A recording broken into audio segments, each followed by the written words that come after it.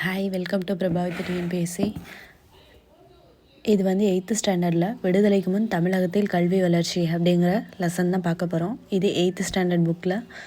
ஆனால் இது வந்து ஓல்டு எடிஷன் 2005 எடிஷனில் உள்ள புக்கு. ஓகேவா? அதில் உள்ள நோட்ஸை வந்து நான் நோட் பண்ணியிருக்கேன். இதை மட்டும் நீங்கள் பார்த்தாலே போதும். நீங்கள் கிடச்சா நீங்கள் நெட்டில் சர்ச் பண்ணி அந்த ரீட் அவுட் பண்ணிக்கோங்க. ஆனால் நான் மோஸ்ட்லி புக் பேக்கோடு சேர்த்தே நான் எல்லாமே எடுத்துட்டேன்.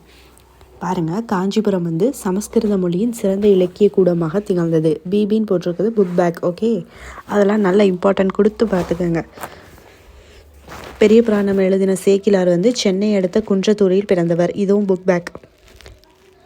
பாண்டியர் கால கல்வி நிலையங்கள் பேர் எப்படின்னா சாலைகள் என்று அழைக்கப்பட்டன.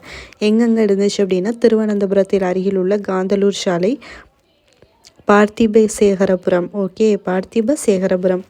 அடுத்து மராத்திய மன்னன் 2ஆம் சரபோஜி தெரியும். நம்ம தஞ்சை சரஸ்வதி மகால் நூலகத்தை கட்டினவர் 1824. இதுவும் புக் பேக்.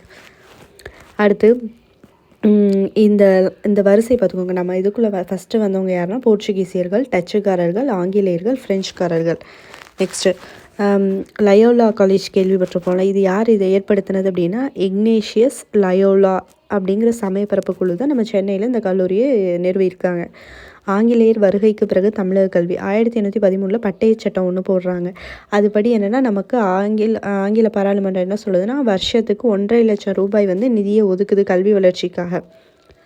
அடுத்து பள்ளிக்கூட புத்தக சங்கம் வந்து 1819. அது ஜஸ்ட்டு பார்த்துக்கோங்க. 1820 சென்னை மாகாண ஆளுநராக தாமஸ் மன்றோ. Book back. 1823 பொது கல்விக்கான பொதுக்குழு உருவாக்குறாங்க. அதே இயரில் பொதுக்கல்வி இயக்குநரகமும் அமைக்கப்படுது.